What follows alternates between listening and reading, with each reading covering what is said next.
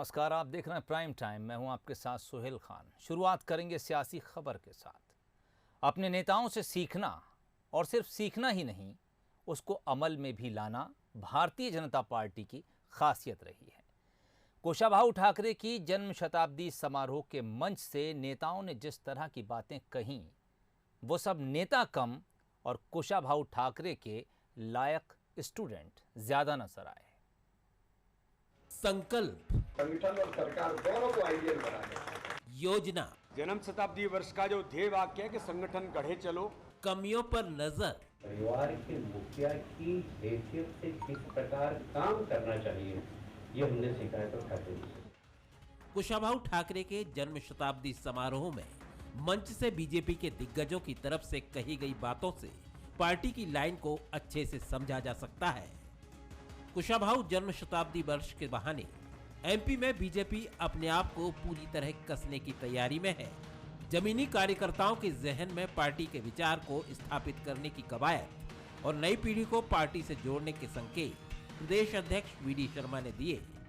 जन्म शताब्दी वर्ष का जो ध्येय वाक्य है कि संगठन गढ़े चलो, साथ में ही जो हमारा उद्देश्य है भाजपा के कार्य का विस्तार और संगठन सुदृढ़ीकरण, इस उद्देश्य को लेकर के वर्ष भर भारतीय जनता पार्टी के कार्यकर्ता प्रत्येक बूथ लेवल तक अपने काम के विस्तार और काम के सुदृढ़ीकरण के साथ सर्वस्पर्शी और सर्वव्यापी हमारा जो कंसेप्ट है, उस पर हम पूरे मध्य प्रदेश के अंदर भारतीय जनता पार्टी का ये काम श्रद्धेय कुशाभाऊ ठाकरे जी के जन्म शताब्दी वर्ष को इस रूप में हम मनाएंगे। ऐसा भी नहीं है कि दुनिया की सबसे बड़ी पार्टी किसी गुमान में है। सीधा और स्पष्ट बोलने के लिए जाने जाने वाले कैलाश विजयवर्गीय ने संगठन और कार्यकर्ताओं की कमी की तरफ भी बेबाकी से इशारा किया। ये संगठन ऐसे मजबूत नहीं हुआ जब कहते हैं ना, भारतीय जनता पार्टी एक राजनीतिक दल नहीं, एक परिवार है। तो परिवार के मुखिया की हैसियत से किस प्रकार काम करना चाहिए, ये हमने सीखा है तो ठाकरे जी से सीखा। तो शायद ये थोड़ा सा मिसिंग हो रहा है, हम सबको इस बारे में विचार करना चाहिए। योजना पर अमल और कमियों को दूर करने की कोशिश बिना संकल्प के पूरी नहीं हो सकती। लिहाजा यहां खुद मुख्यमंत्री शिवराज सिंह चौहान ने मोर्चा संभाला। मंच पर बैठे तमाम दिग्गजों को साथ आने का आह्वान करते हुए सीएम ने एमपी की सरकार और संगठन को पूरे देश में आदर्श बनाने का संकल्प भी लिया। इस समय हमारे पास स्वर्ण अवसर है भारतीय जनता पार्टी मध्य प्रदेश के संगठन को आइडियल बनाने का, संगठन और सरकार दोनों को आइडियल बनाने का। बीजेपी को काडर बेस्ड पार्टी क्यों कहा जाता है? कुशाभाऊ ठाकरे जन्म शताब्दी समारोह में इसका जवाब एक बार फिर मिला।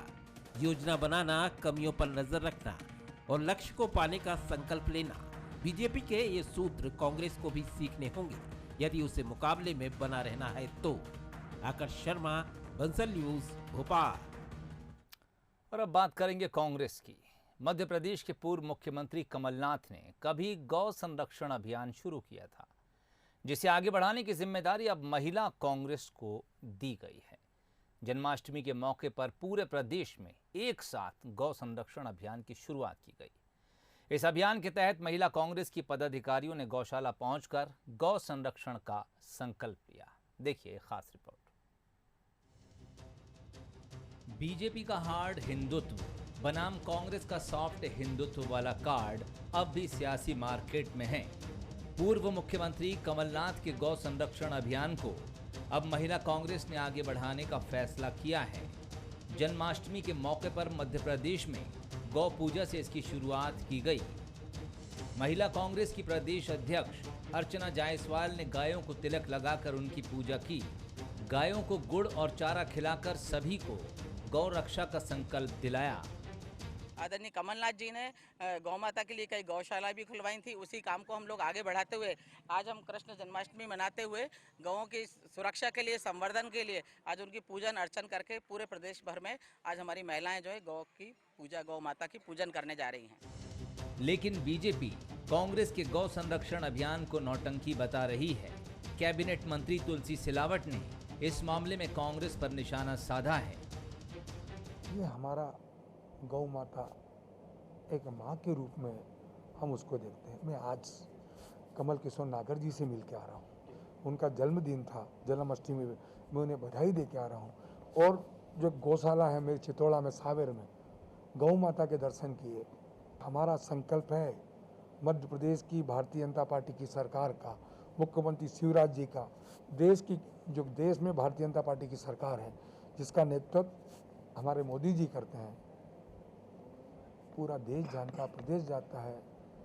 गौ माता के लिए हमारी भारतीय जनता पार्टी निरंतर काम करती है और करती रहेगी। कभी हिंदू वोट बैंक को जबरदस्त तरीके से प्रभावित करने वाले गौ सेवा के मुद्दे को अब कांग्रेस छोड़ना नहीं चाहती। शायद यही वजह है कि बीजेपी की तर्ज पर कांग्रेस भी सॉफ्ट हिंदुत्व के फॉर्मूले को भुनाने में जुटी हुई है। पीयूष पारे, बंसल न्यूज, इंदौर। और अब बात छत्तीसगढ़ की सियासत की। छत्तीसगढ़ में बनते सूखे के हालात ने सब कुछ चिंतित कर दिया है। बांधों में जलभराव 30% के आसपास होने की वजह से किसानों के माथे पर अब चिंता की लकीरें हैं। ऐसे में सरकार ने एक बड़ा फैसला लेते हुए किसानों को फसल खराब होने पर प्रति एकड़ 9,000 रुपये देने की घोषणा कर दी है। लेकिन अब इस फैसले पर सियासत गरमा रही है। क्यों? देखिए इस खास रिपोर्ट के जरिए। छत्तीसगढ़ में कांग्रेस सरकार किसान हितैषी होने का दंभ भरकर ही सत्ता में आई थी। ऐसे में किसानों की हर समस्या का समाधान जल्द करना सरकार के लिए प्राथमिकता है। इस साल छत्तीसगढ़ के किसान राज्य में असमान वर्षा का सामना कर रहे हैं। कम बारिश से छत्तीसगढ़ का 75% इलाका प्रभावित हुआ है। बांधों में जल भराव कम होने से सिंचाई प्रभावित हुई है और फसल खराब होने के आसार बन रहे हैं। ऐसे में सरकार ने फसल के नुकसान की भरपाई की तैयारी शुरू कर दी है। मुख्यमंत्री भूपेश बघेल ने घोषणा कर दी है कि सूखे से प्रभावित किसानों को राजीव गांधी न्याय योजना के तहत प्रति एकड़ 9,000 की सहायता राशि दी जाएगी। इसका मतलब है आने वाले समय में यदि दुष्काल की छाया छत्तीसगढ़ के कुछ विकास खंडों में दिखाई दे रहा है तो किसानों को माननीय मुख्यमंत्री जी के इस निर्णय से, छत्तीसगढ़ सरकार के इस निर्णय से खूब लाभ होने वाला है। किसानों की इसमें काफी मदद होने वाली है। इधर सरकार के फैसले पर विपक्ष को संशय है। बीजेपी के मुताबिक राजीव गांधी न्याय योजना के तहत अगर सहायता राशि किस्तों में दी जाएगी तो सूखा प्रभावित किसानों को कोई फायदा नहीं होगा। कोई बजट में प्रोविजन नहीं है, कोई पैसा नहीं है, कब देंगे? किसान अगर फसल आज खराब हो रही है तो उसको पैसे की आवश्यकता आज है। अगर ये उसको देंगे मार्च में, अप्रैल में, जैसे किसानों को उनका राजीव गांधी न्याय योजना का पैसा 4 किस्तों में दे रहे हैं, क्या इसको भी किस्तों में कर देंगे तो फिर किसानों को फायदा क्या होगा?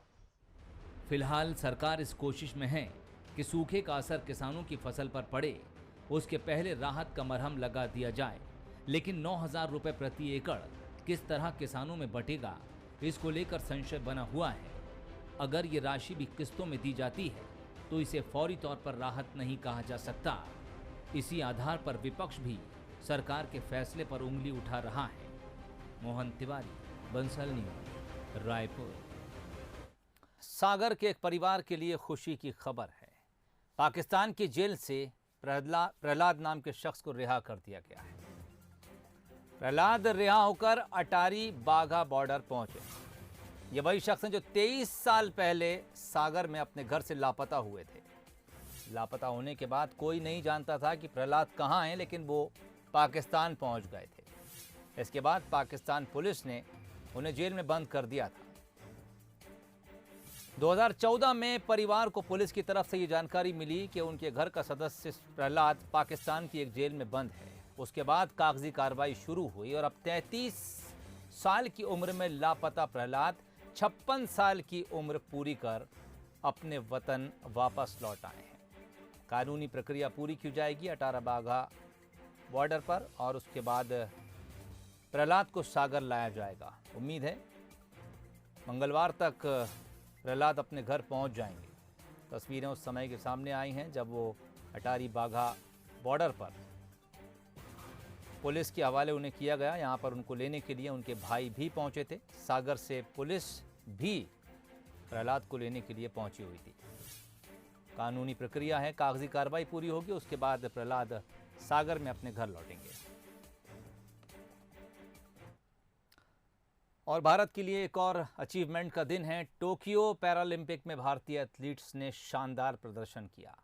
Parachuter Avani Lekhara Paralympic games में गोल्ड जीतने वाली भारत की पहली महिला एथलीट बन गई हैं। उन्होंने महिलाओं के 10 मीटर एयर राइफल के क्लास SH1 के फाइनल में 249 पॉइंट स्कोर कर गोल्ड मेडल अपने नाम कर लिया। वहीं जेवलिन थ्रो में ओलंपिक की तरह ही पैरालंपिक में भी भारत ने परचम लहरा दिया है। जेवलिन थ्रोअर सुमित अंतिल ने भारत को पैरालंपिक में एक और गोल्ड दिलाया। उन्होंने F64 कैटेगरी में वर्ल्ड रिकॉर्ड के साथ गोल्ड मेडल अपने नाम किया। उन्होंने फाइनल में 68.55 मीटर का थ्रो किया। साथ ही 2 बार के Paralympic gold medallist Devendra Jhajharia ने टोक्यो में एक और मेडल अपने नाम कर लिया है। F46 कैटेगरी में 64.35 मीटर दूर भाला फेंक कर रजत पदक उन्होंने जीता है, जबकि सुंदर गुर्जर ने 64.01 मीटर का थ्रो कर कांस्य पदक अपने नाम कर लिया है। इनके अलावा योगेश कथुनिया ने F56 कैटेगरी में डिस्कस थ्रो में भारत के लिए सिल्वर मेडल जीता। आपको बताएं कि भारतीय एथलीट्स के शानदार प्रदर्शन के बाद भारत ने अब तक टोक्यो पैरालंपिक में कुल 7 मेडल अपने नाम कर लिए हैं।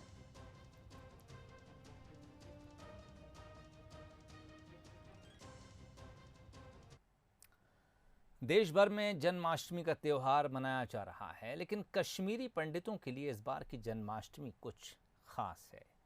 उत्तरी कश्मीर के हंदवाड़ा में कश्मीरी पंडितों ने तकरीबन 32 साल के बाद प्रभात फेरी निकाली। इस दौरान भगवान कृष्ण से कोरोना के खात्मे के लिए प्रार्थना भी की गई।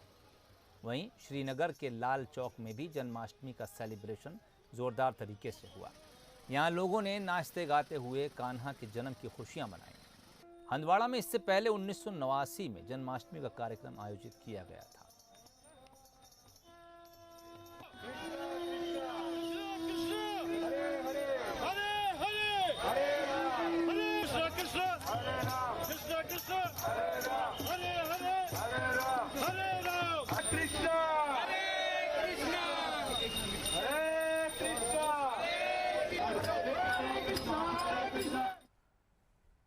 शिक्षक, शिक्षा और शिष्य का तालमेल किसी की जिंदगी को जमीन से आसमान तक पहुंचा देती है, और अगर गरीबी अड़चन पैदा करती है तो ईश्वरी कुमार जैसे टीचर गरीबी और शिक्षा के बीच का फासला भी मिटा देते हैं। कैसे, देखिए इस रिपोर्ट के जरिए। जरा लैपटॉप पर काम करते इन बच्चों को देखिए, जिन्होंने अपनी आंखों में कुछ कर गुजरने का सपना संजोया, लेकिन जिन्हें 2 वक्त की रोटी भी ठीक से नसीब नहीं। उनके लिए अच्छी शिक्षा किसी बड़ी चुनौती से कम नहीं, और इन बच्चों ने इस चुनौती को पूरे हौसले के साथ स्वीकार किया। ये घर इन हौसलों का आसरा बना है, और इन हौसलों के सारथी हैं ईश्वरी कुमार। अपने घर में ही पाठशाला शुरू कर शिक्षक ईश्वरी जरूरतमंदों को मुफ्त शिक्षा देते हैं। मैं जिस गरीबी से आगे बढ़ा हूँ और जो वातावरण में हमने पढ़ाई की है अपने बचपन पे, वो बहुत सारी चीज़ें जब आज बाहर निकले तो लगा कि हमें वो बचपन में मिलना चाहिए था, और वही चीज़ें मैं पूरी कर रहा हूँ जो मुझे मेरे समय में नहीं मिला है। तो निश्चित तौर पर चूँकि अभी कोरोना काल है और स्कूल बंद थे, तो मेरे पास एक ही विकल्प था कि मैं अपने ही घर में कुछ करूँ, क्योंकि कभी आराम करने का अवसर मेरे जीवन पे नहीं आया।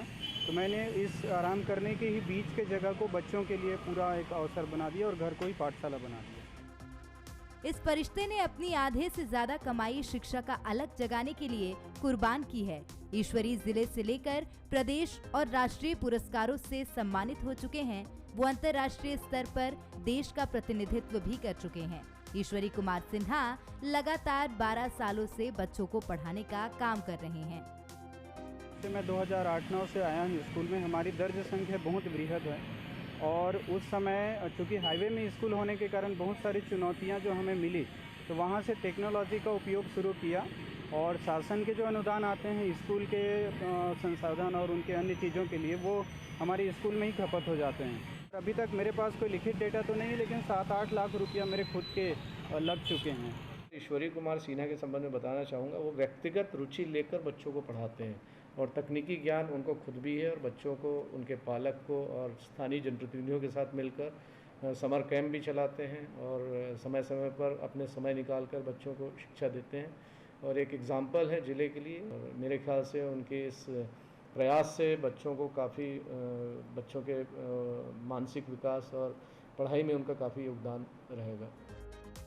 ईश्वरी कुमार सिन्हा इन बच्चों के लिए वाकई किसी ईश्वर से कम नहीं है और उनका घर ज्ञान का वो मंदिर बन गया है जहां से भविष्य के वो नागरिक तैयार हो रहे हैं जो देश और समाज को नई दिशा देने का काम करेंगे। बालोद से दिलेश्वर देवांगन की रिपोर्ट। आमतौर पर हम सभी ने आसमान से जमीन की तरफ पानी को गिरते देखा है और होता भी यही है, लेकिन क्या आपने कभी पानी को जमीन से आसमान की तरफ जाते देखा है? शायद नहीं। लेकिन अब हम आपको जो दिखाने जा रहे हैं वो अपने आप में अनोखा है। सीधी जिले के भुईमाड़ में एक अजीब घटना देखने को मिली। शाम के करीब 4:15 बजे तेज तूफान के बाद देवरी बांध का पानी आसमान की ओर जाने लगा। इस नज़ारे को देखकर हर कोई ठहर गया, हैरान रह गया। लोग सोचने लगे कि आखिर ये संभव कैसे है। इस तरह के नज़ारे को देखने वालों के बीच अलग अलग तरह की चर्चाएं होने लगीं।